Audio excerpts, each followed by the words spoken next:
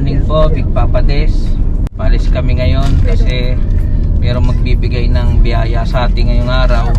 Tumawag siya kagabi, bibigyan niya daw ako ng bigas. Hindi ko po kaano-ano, hindi ko kadugo, hindi ko kalahi. Isang hapon po at isang matandang babae na hapon. Nakilala ko siya siguro mga 4 to 5 years ago na, kung hindi ako nagkakamali. Hindi ko na ganong matandaan. Napakaganda po ng istorya kung paano kami nagkakilala nitong hapon na to. Lalabas ko lang sa grocery store, tapos nakita ko siya, natumba yung bike niya o na-out balance siya. So ang ginawa ko, walang pag-atubili, tinulungan ko siya, pinuntahan ko siya. Sabi ko sa kanya, okay lang ba siya? Tinanong ko kung hindi ba kailangan tumawag ng ambulansya. Hindi naman daw, okay siya. So ginawa ko, tinayo ko lang siya. Tapos tinayo natin yung bisikleta niya. Tapos yung pinamili niya na nasa isang supot, kumalat yun, pinulot natin. Yun, doon nagsimula yun. Sabi niya, salamat kasi kahit na hindi daw ako hapon, tinulungan ko siya. Sabi ko, walang anuman, kami pong mga Pilipino ganyan. Kahit na hindi namin kalahi, nasa kultura na rin namin na tumulong sa nangangailangan. Wala kaming pinipili, basta nangailangan ng tulong. Kinuha yung telephone number ko, tapos binigay ko. Mula nung tinulungan ko siya, yun, tumatawag-tawag siya. Tapos binibigyan niya ako ng siguro once a year ng bigas, damit, laruan. Kaya nagpapasalamat ako, nakilala ko siya. Siyempre hindi dahil doon sa binibigay niya, kahit na magkaiba kaming lahi, tinutulungan niya rin ako. Para sa akin malaking tulong na yung kahit once a year. Mamaya makikita nyo kung sino yung sinasabi ko. At papakita ko yung mga binigay niya. Kung naawa nga rin ako sa matanda na yun kasi 80 years old na, nagtatrabaho pa. Tapos yung asawa niya, siya nagbabantay sa ospital. Bali isa lang yung anak niya kasi. Kaya sa pagkakaalam ko, sobrang naaawa rin ako sa kanya. Wala naman akong ibang magawa kasi kami medyo hindi rin naman kaganda ng buhay namin dito sa Japan. Kung hindi kami magtrabaho, hindi rin kami kakain. Yung iba nakikita nila, maganda yung sasakyan, kaya hindi hirap sa buhay yan. Hindi po ganun dito kasi ang sasakyan po numero 1 kailangan dito. Wala kasi ditong katulad sa atin ng mga tricycle o jeepney. Kung papasok ka sa trabaho, pwede kang magmotor o Dito po hindi. Kahit mahirap na tao rito, nakakotse po kasi normal na ang kotse rito sa Japan. Kaya yung pong iba, mali ang akala na may kaya ako. Kailangan lang po ng kotse rito, kasama na sa pamumuhay dito ang kotse. Yun, samahan nyo na lang ako mamaya pagka dumating na yung sinasabi ko, papakilala ko sa inyo. Okay? Maray-san, 私は用下げない。だからこれ重い、これと2つ。まだまだいっぱいもろてるけどね、今度また電話かける。私もう年がいっとるもんで、用下げない。下げれない。だから。Ima, もういいと言うたらいいと言うた totoo ら。 arigato sis. Binigyan ako ng bigas. Ito, nakalaki yung pinto.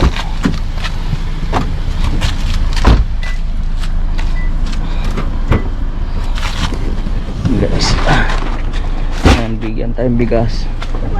Ako rin mo? Koko akite ay, ipayaro. もうね、いっぱいもらってたくさんあるけど、あんまりいいんじゃないけどもよ。それは送ってきとるから。まだまだあげるだけど、私下げれない。次にまた電話かける。はい、ありがとう。これね、これはね、はいいい。いいがやけどね、私はあれ僕のだけど、そうよ、僕でも子供さんにあげて、それからこれは新しいが、はい冬にね、はい仕事に着れる、はいちゃんとヘルメットもかぶれるようになっとる。あーありがとうこれ新しい。ジョハナ勇気いっぱいある。ジョハネ勇気いっぱいそうだからこれまだまだありがたい持ってくるから、子供たち本当にありがのね、とうございます子供たちのね、服なんかもね、靴らからもね、持って、お米、このお米もね、一つも二つも捨てたんだけど、はマライさんにあげたかった。あまああんまりこれで良くないけど大丈夫です。またまたね、またいっぱいもらっておるんだよ、私。私はね、ほら、神様を信仰して、お母さんおるからそれで幸せマライさんのことはね、忘れてない。ありがとうございます。幸せになってもらいたい。わかりました。ならありがとうね、マライさん。優しいお母さん。頑張って。頑張れ、頑張れ、頑張って。ありがとう。ありがとう。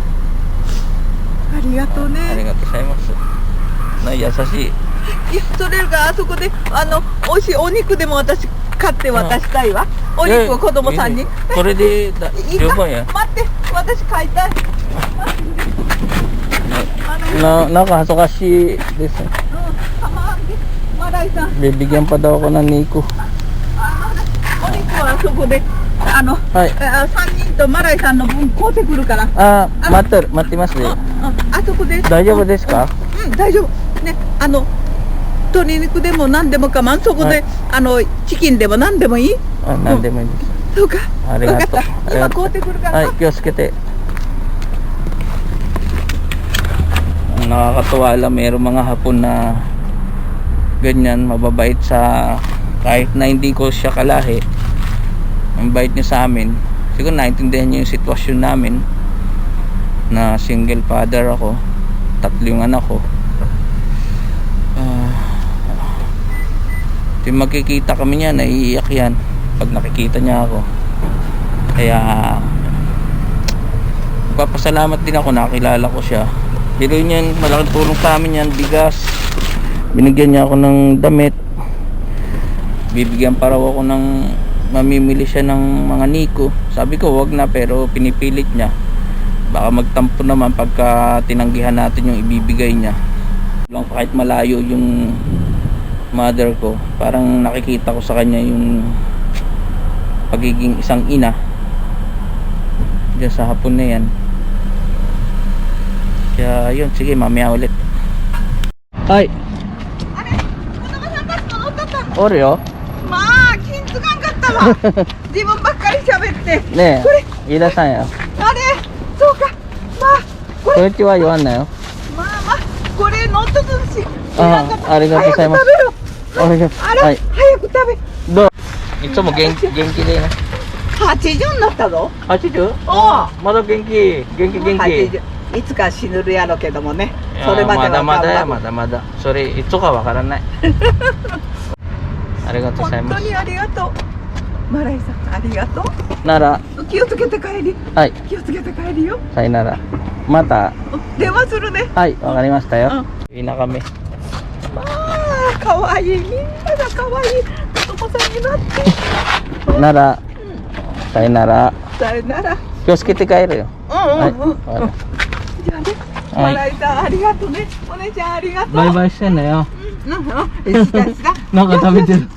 食べてくれたら、まあ言うてくれたらもっとこうってくるからったに。これですごいいっぱいもらった。そんなことはない。ありがとう。もっともっとね、マライさん、もっと近くやったらね、いっつも私いただくんで。ここら辺の近くな。違う、私は高岡やもん。ああ、遠い。わざわざこっちまで来てありがとうございます。40分かかるよ。ごめんなさいね。構わん。だって高岡から遠いよ。私は喜ぶことをしてやりたい。マライさんが頑張りよるからね。本当にありがたいな、こっちも。日本人じゃない、外国人じゃない。私は。すごいなよ。僕はフィリピン人ですよ。だけどね、私はどこの人であっても幸せになってもらいたい。日本人が、ね、このお母さんみたいな感じする。私はね、みんなね、もう息子もね、フィリピンの人を好きになってフィリピンまで行ってきたんだよ。行ってきたuwi na kami. Sige, mamaya na lang. Yan po, check natin yung mga binigay niya. Binigay niya ako ng bigas, 2 supot na yung isa konti, sa marami. Meron tayo ditong damit, jacket. At yung binili niya kanina na chicken para sa aming apat. Yan. Napakalaking tulong po sa amin yan. Sabi niya yung bigas hindi gaano magandang klase, pero yan din daw yung kinakain niya. Sabi ko walang problema yun kasi hindi naman kami maselan sa pagkain. Lalo na galing din naman ako sa sobrang hirap na pamilya sa Pilipinas. Kaya kahit ano pa yung binigay na yan, nagpapasalamat tayo ng gusto sa kanya. Kaya yun, maraming salamat sa kanya. Okay kayo, umuwi ka ra shita de motsu, so gomen ne mutai papa no karui. Ayan, tinutulungan nila ako.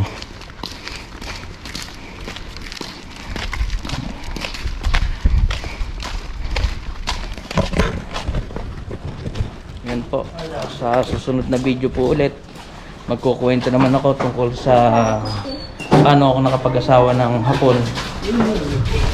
So yun, sa susunod na video po ulit. Bye bye.